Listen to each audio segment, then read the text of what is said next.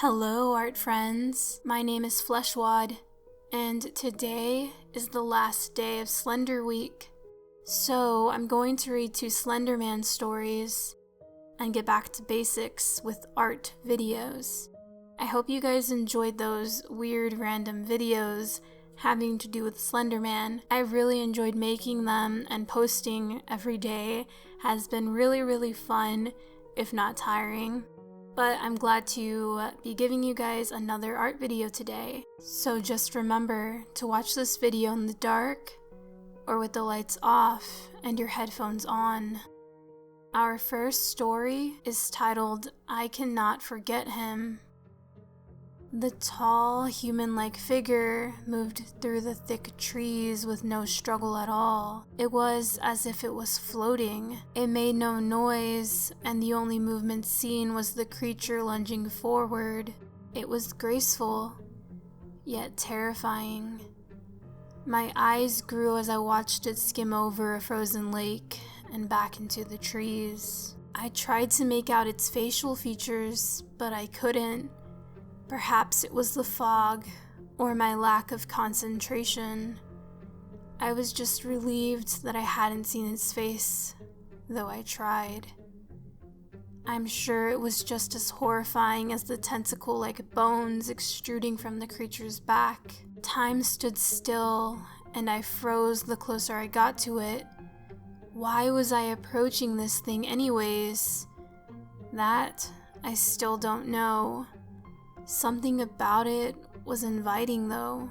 Something about it made me want to come to it. My heart was pounding at a fast rate, but my legs were moving faster as I chased the creature.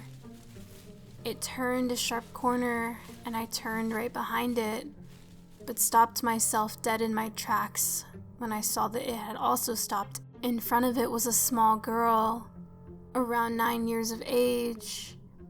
She stared up at it in horror, and I feared for her life as well as mine. I tried to wave her off, but to no avail. She seemed captivated by the creature's appearance, the way I had been. She slowly stood up, and as she did, I fell back and crawled behind a bush. I couldn't look away, and all I did was watch. The creature brought its face closer to hers, and as it did, her eyes grew, and she began to shake, covering her ears. She was terrified, and compared to her, I had nothing to be afraid of. She was only inches away from the being, and she was now looking at it, face to face. I'd never seen someone take in something and consider it deeply, and yet have such terror in their eyes. The little girl fell, but as I took a closer look, I could still see her small chest filling with air and releasing. She wasn't dead, but she was unconscious. I took a closer look at it, and from my observations, I concluded that the being's gender was male. It took her and dragged her behind it. He was slowly creeping ahead this time, and I felt the need to follow, so of course I did with no hesitation. I was at the point that I couldn't even think. After several minutes of following, he stopped at a clearing. The trees that surrounded the empty area were draped with ropes and nooses. Mutilated bodies and limbs were hanging from them. One body had been hung slowly, I could tell. The fingers of what once looked remotely human had been clawing at its own throat, trying to break free from the noose. What was this? There had to have been at least 30 murders committed here. I looked in terror at my surroundings, guts hanging out of torn skin, people with gouged out eyes. I began to panic, and soon I felt tears streaming down my face. Then I turned my attention to the girl, the poor girl who had been gutted in the short amount of time that it took me to realize where we were at. Her eyes were gone and her limbs had been cut off, but the creature was gripping the stubs to slow the bleeding. I only cried harder when I saw her working yet displaced lungs and her beating heart. Everything was still working because nothing had been removed fully. She was still alive. That's when, with one movement, the creature ripped her heart away from what was keeping it beating. I gagged and almost vomited, but stopped myself. I couldn't let this happen to me. Not like all those other people had. I couldn't let myself be heard, but my body was frozen, so I couldn't turn around and run away. He then hung what was left of her body up from a rope. The surrounding trees had died, I'd noticed. He stopped all movement while hanging the child's left arm up. He knew of my presence and he quickly turned around and faced me. Terror took over and I tried to let out a scream for help, but I couldn't. I knew this is what death himself looked like. I saw nothing. He was faceless. He had no face, and yet he was the most terrifying thing I'd ever laid eyes on.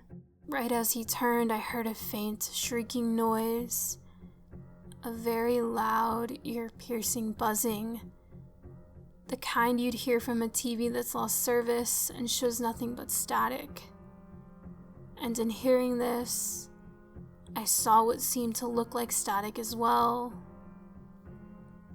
Everything around me began to spin and blur into nothing but black, though before it did, the creature revealed to me that he did have a mouth. And how he did this still pains me to think about.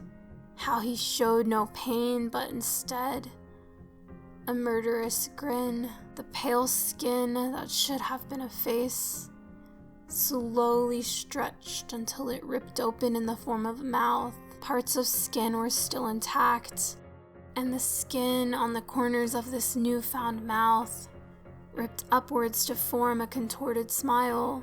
I knew I was seeing what that girl had seen, and I knew I was hearing what she'd heard as well. I was now unconscious, and I knew for sure I wouldn't wake up. What happens next shocked me. I didn't know why he didn't kill me, and I didn't know why he'd taken me to a different part of the woods before I had a chance to wake. But for whatever reason, he spared me, and I know why now, because I've read about it. This creature was the Slenderman, and now that I've read more about him, I know that his normal prey is children. And that alone is the reason why he didn't waste his time on me. Even though he'd had the perfect opportunity to kill me, he didn't. Because I wasn't a child. Maybe he simply gets a sick joy from murdering innocents. But I don't want to know, and you shouldn't want to either. I'd like this to be the last time I ever talk about it. Though it is the only time. Please be cautious, and for whatever reason you may go into the woods, don't. If you decide to, and you spot the Slenderman, look away right as you do, and don't look any longer, or the same will happen to you. And trust me, once you see him, he will reveal himself to you a lot more than once. He still, to this day, follows me. Please don't let the same thing happen to you. Credit to the admin boss. If you want to read this creepypasta, I'll have it linked down below, as well as the next one. This story is titled A New City, A New Game. To start off, names will be changed.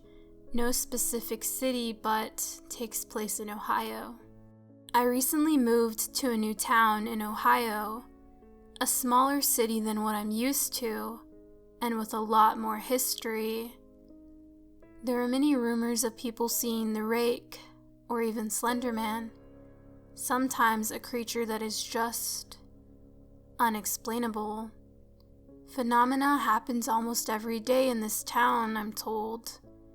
I guess it's my turn to share my experience. Recently, I've been quite close-minded. After leaving friends and family many hours behind and being the new kid in town during the middle of summer, and only doing online school for my last year of high school, I don't get much social time. I spend my days playing Xbox or browsing Reddit, and most of the time working my new job. We moved into a house that has some of the most history, all the way from a father killing his wife and daughter to teenagers breaking in and being placed face to face with the rake or Slenderman. My room, unfortunately, happens to be one of the most active rooms.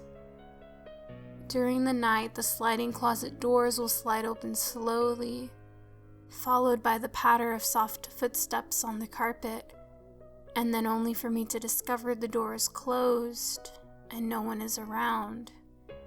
This night was different. Typical night, playing Xbox, talking with friends. The clock nears 2 a.m. Everyone says their goodbyes and proceeds to get offline, except me. I have nothing to do tomorrow, I think. Might as well stay up for a while. I put in one of my older games, still fun though. I continue playing until 3 a.m. when I receive a text. Naturally, I just set my controller down and respond. I hear footsteps. Is someone here? I say clearly, seeing as though I'm alone. My parents are out of town. No response. I look up onto the screen and see my character freely walking around, as if being controlled. Yet my controller is in my lap, and the joysticks aren't jammed. Unexpectedly, Sam, the game's character, turns and looks as if he's staring at me, but maybe not at me, through me, almost. His face begins to make weird motions, contortions almost, twisting, morphing. The screen goes black. A loud screeching noise emits from my console. The red rings of death means the console needs to be repaired, comes on. Just great, I say under my breath. The screen turns blue, then the game reappears just as before, with only a black screen and a small white light surrounding the character. What the heck is going on? I say. That's when it struck me. This is no longer the character from the game being shown. It's the Slenderman, staring right at me through my screen. He begins to slowly crawl through my TV, coming for me. I get up to try and run, but my body is frozen in fear. His face comes a mere 2 inches from mine. Chills are sent up my spine. The hairs on my neck stand up. I awake in a cold sweat. Oh man, I must have passed out. I must have stayed up too late because I fell asleep in my gaming chair, with the Xbox still on. I look at the clock. 4:30 a.m. I look around my room in a panic, hoping nothing out of the ordinary happened. The closet door is open. My bedroom window is open. So is the balcony door in the living room. Oh my god, maybe somebody came in and robbed us. Maybe I got up to let the dog out mid-sleep and passed back out before letting him in. I check the house. Nothing missing. I go back into my room. The clock reads 2:16 a.m. What? I exclaimed in a panic. I rush over to the clock to see what is wrong, and it's unplugged. I get the eerie feeling I'm being watched. I slowly turn my head towards my closet, just to catch a glimpse of the door sliding shut. Needless to say, I left my house and took my dog with me.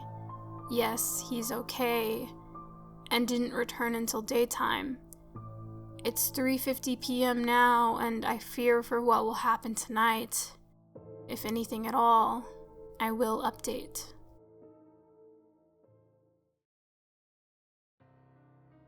Bonus Slenderman Nursery Rhyme by Reddit user ad_homonym_fallacy. As I was walking home one night, I saw a stranger by a light. His arms were long, his head was small. I've never seen a man so tall. His arms reached out and grabbed me tight. I went along without a fight. I looked and saw he had no face, and then my heart began to race. He spoke to me without a sound and picked me up right off the ground. The Slender Man took me away to never see new light of day. And those were the Slenderman stories I had for you guys. Like I mentioned earlier, hope you enjoyed Slender Week, and I hope that if you see the movie, you enjoy it. I'm trying to see it this weekend, hopefully. I don't know, we'll see. But yeah, I've had so much fun these past couple of days uploading a video every day. It is kind of time consuming, but it's what I love to do, and I hope you guys like the videos. Yeah, that's gonna be it for this video. Thank you guys so much for watching. Until the next video, bye!